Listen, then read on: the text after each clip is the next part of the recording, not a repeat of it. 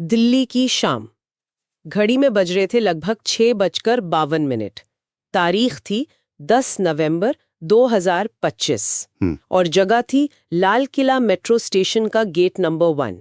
मतलब वो इलाका जो उस वक्त ऑफिस से लौटती भीड़, टूरिस्ट्स, ट्रैफिक एकदम खचाखच भरा रहता है। हाँ, बिल्कुल पीक टाइम होता है वो तो। और ठीक इसी गहमा गहमी के बीच एक जोरदार धमाका। बहुत भयानक। आज हम इसी घटना की जो शुरुआती खबरें आई हैं और जो जांच पड़ताल चल रही है उसी की गहराइयों में उतर रहे हैं। हाँ, कोशिश करेंगे समझने की कि क्या चल रहा है। हमारे पास कई न्यूज सोर्सेज से जानकारी है, जैसे India today, AP news, times of India, money control, Hindustan times, one India, काफी कवरेज है। हाँ, मल्टीपल सोर्सेज हैं तो एक ब्रॉडर पिक्चर मिल सकती है। तो इस विश्लेषण का मकसद यही है कि जो फैक्ट्स अभी तक सामने आए हैं उनके आधार पर समझें कि आखिर हुआ क्या था, फौरी तौर पे क्या कदम उठाए गए, जांच किन दिशाओं में जा रही है और कौन से सवाल अभी भी बाकी हैं। बिल्कुल।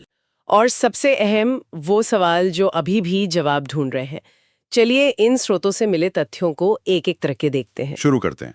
तो जैसा हमने बताया, घटना हुई लाल किला मेट्रो स्टेशन के गेट नंबर 1 के पास। ये पुरानी दिल्ली का वो हिस्सा है जहाँ मतलब हर पल जिंदगी भागती नजर आती है। हाँ, हिस्टोरिकल एरिया है और कमर्शियल भी, बहुत भीड़ रहती है। शाम का वक्त यानी पीक आवर, सड़कों पर गाड़ियों की लंबी कतारें, मेट्रो स्टेशन पर भी भारी भीड़। बिल्कुल।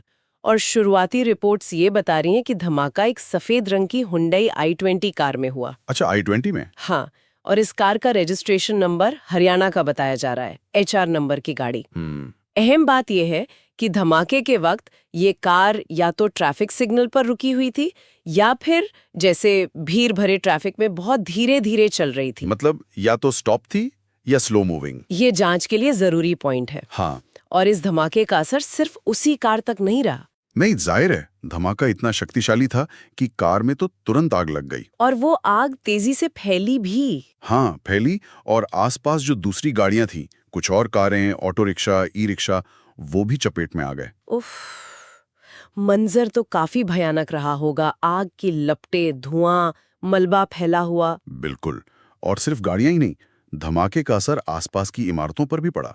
कई दुकानों और घरों की खिड़कियों के शीशे टूट गए। इसलिए इलाके में दहशत फैल गई होगी, जाहिर है। हाँ, पैनिक तो हुआ ही होगा। अब जो हताहतों की शुरुआती खबरें हैं वो चिंता बढ़ाने वाली हैं। कम से कम 8 लोगों के मारे जाने की बात कही जा रही है। 8 मौतें और घायलों की संख्या 20 से 25 के बीच बताई जा रही है, लेकिन ये ध्यान रखना जरूरी है कि ये शुरुआती आंकड़े हैं। हाँ, इनमें बदलाव हो सकता है। बिल्कुल। प्रशासन अभी पूरी पुष्टि का इंतजार कर रहा है। घायलों को अस्पतालों में भर्ती कराया गया है।